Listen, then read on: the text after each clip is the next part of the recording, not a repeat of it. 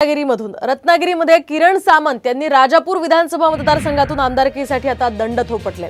मुख्यमंत्री एकनाथ शिंदे यांनी मला परवानगी दिली तर राजापूर विधानसभा निवडणूक लढवणार असं किरण सामंतांनी म्हटलंय। दरम्यान किरण सामंतांच्या या वक्तव्यानं पुन्हा एकदा राजकीय वर्तुळात चर्चा सुरू झाली आहे। तर आमदार राजन साळवी यांच्या विरोधात किरण सामंत हे निवडणूक लढवणार असल्याचं स्पष्ट झालंय। याच पार्श्वभूमीवर आता ही चर्चा सुरू झाली आहे। यापूर्वीच किरण सामंतांनी राजापूर विधानसभेची जबाबदारी स्वीकारली होती आणि आता त्यांनी ही निवडणूक लढवण्यासाठी दंड थोपटले असल्याचं समोर येत आहे।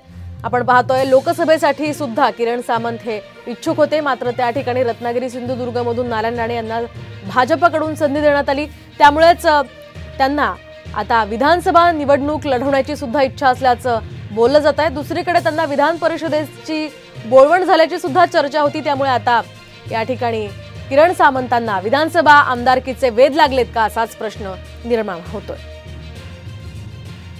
मला राज्यसभेचा खासदार बनवायला महाराष्ट्र राज्याचे मुख्यमंत्री एकनाथजी शिंदे साहेब, उपमुख्यमंत्री